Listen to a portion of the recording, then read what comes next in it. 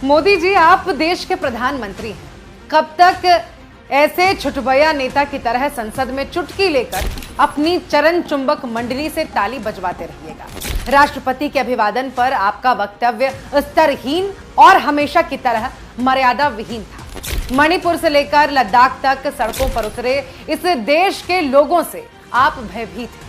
हमारी न्याय यात्रा और संकल्प से आप बौखलाए हुए हैं। संसद में अपना भाषण देते हुए आप एक डरे, हताश, थके हुए तानाशाह से ज्यादा और कुछ नहीं लग रहा है। 110 मिनट के अपने वक्तव्य में 78 मिनट आपने कांग्रेस को कोसने पर बिता दिया। आपके डर का यही सबसे बड़ा साक्षी है। घबराइए नहीं, आप हमारे खिलाफ दुष्प्रचार करते रहिए।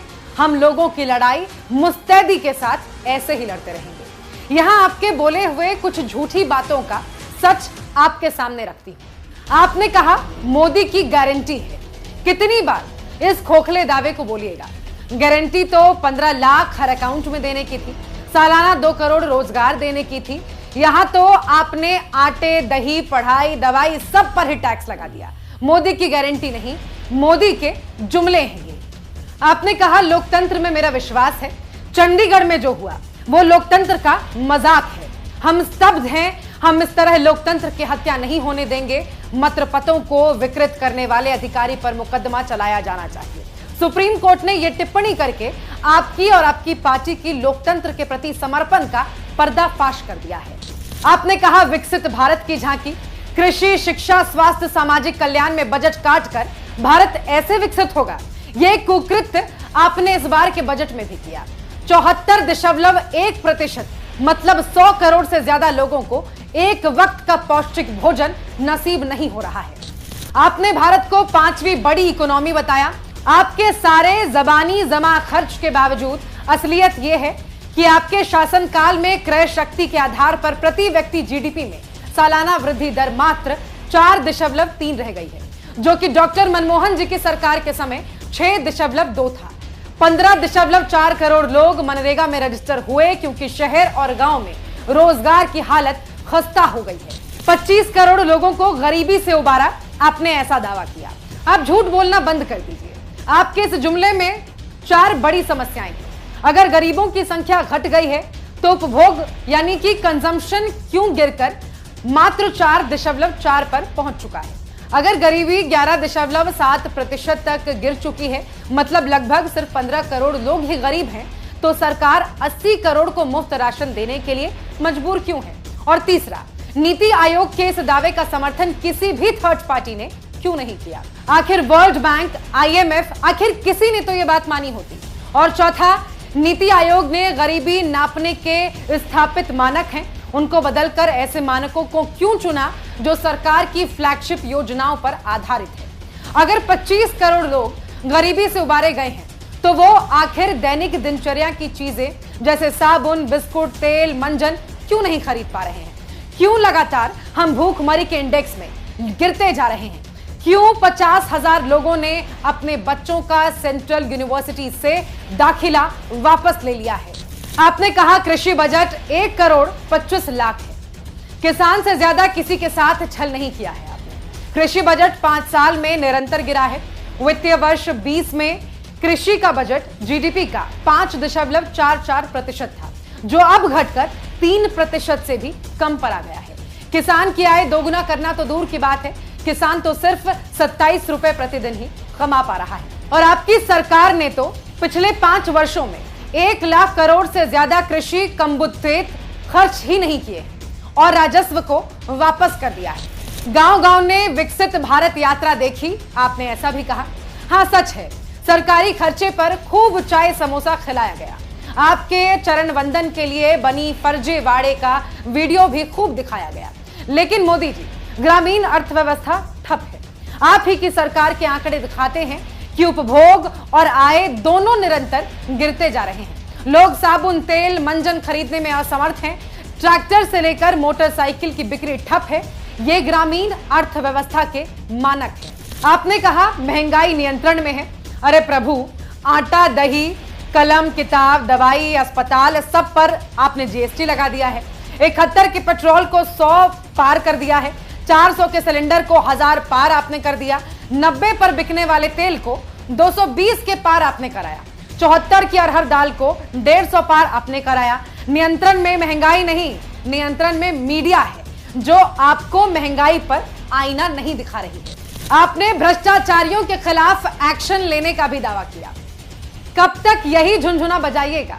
ईडी जैसे एजेंसियों को अपना फ्रंटल बनाकर छुट्टा छोड़ देने का काम आपने किया, क्योंकि अब वो एजेंसी नहीं, राजनीतिक प्रतिशोध के एजेंट बन चुके हैं। और जो आपका दामन थाम ले, उनको अपनी वॉशिंग मशीन में गोता लगवाकर आप उनके खिलाफ केस क्यों बंद कर देते हैं?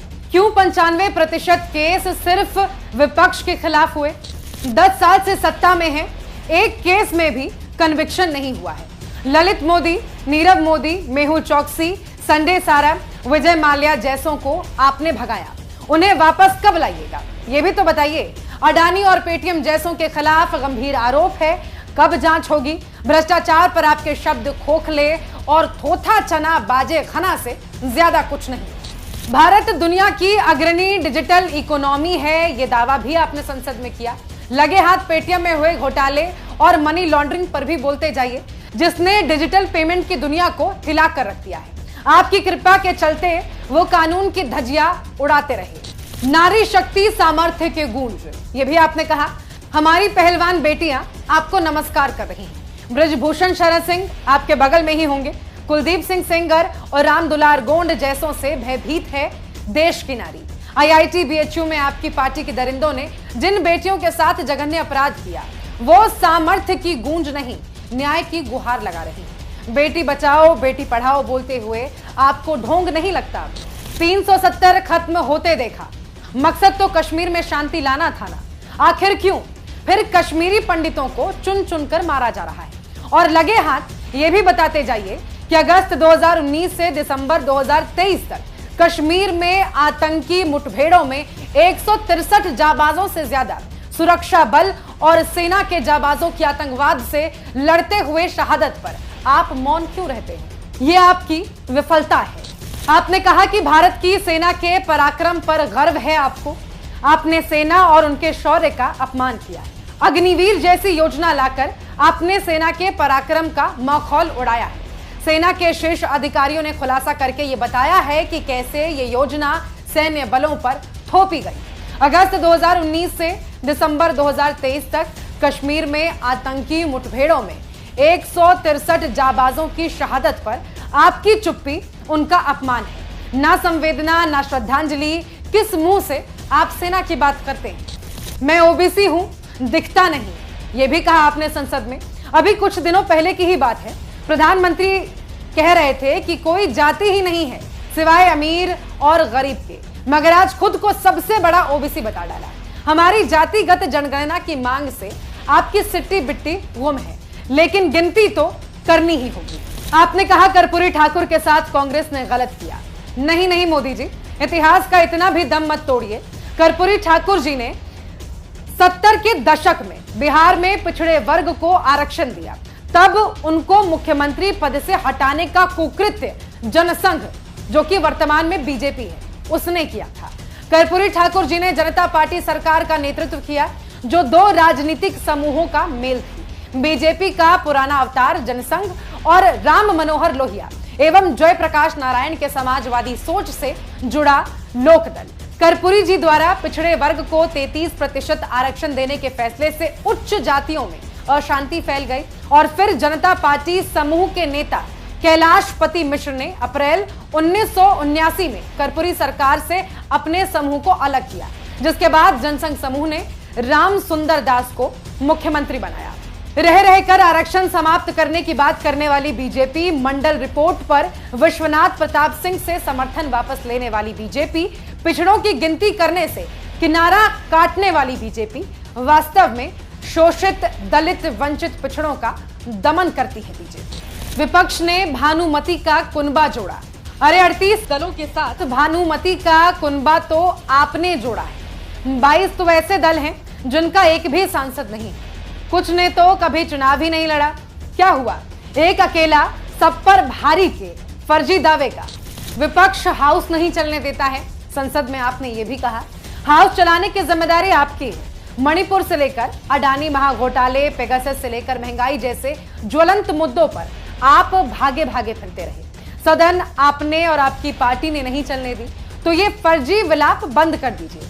8 महीनों से जलते हुए मणिपुर पर आपको बुलावने के लिए हमें अविश्वास प्रस्ताव लाना पड़ा। इंदिरा गांधी ने कहा देश में पराजय भावना है। इंदिरा जी ने पाकिस्तान के 2 टुकड़े करके विश्व का भूगोल ही बदल दिया था। आपकी तरह चीन का नाम लेने में मिमियाई नहीं, घबराई नहीं। काश उनके साहस का एक अंश भी आपके अंदर होता तो आप बिना पलक झपकाए कोई घुसा हुआ नहीं है कहकर चीन को क्लीन चिट नहीं देते। अमेरिका और अन्य देशों के लाख विरोध के बावजूद आपने ऐसा किया था। और आप ही की तरह उन्होंने अपने मित्रों के 14.5 लाख करोड़ लोन नहीं माफ किए, बल्कि बैंकों का राष्ट्रीयकरण कर चंद पूंजीपतियों के अधिपत्य को खत्म कर दिया था। आपने कहा कि नेहरू ने देश को आलसी कहा। प्रधानमंत्री जी, देश को आलसी पंडित नेहरू ने नहीं, जनसंघ के संस्थापक श्यामा प्रसाद मुखर्जी ने बनाया है। आपकी जानकारी के लिए, जब संविधान सभा की बैठकें शुरू हुई और क्रिसमस की छुट्टी आई तो नेहरू जी ने कहा छुट्टी कैंसिल कर देना चाहिए, जिससे कि संविधान का काम आगे बढ़ाया जा सके। सरदार पटेल ने भी समझाया, लेकिन श्यामा प्रसाद मुखर्जी ने अवकाश की जिद की और संविधान का काम करने से इनकार कर दिया। जो आलसी होते हैं वही छुट्टी के लिए मचलते हैं, ये आलस होता है। संघ की कहावत तो आपको याद होगी, संघियों के 3 काम, भोजन, बैठक और विश्राम। ज्यादा जानकारी के लिए संविधान सभा की कार्यवाही रिपोर्ट पढ़ लीजिए। फिर आपने कहा कि कांग्रेस कुछ नहीं कर पाई। इस देश के संविधान से लेकर संस्थाएं सब कांग्रेस की दूरदर्शिता की देन है।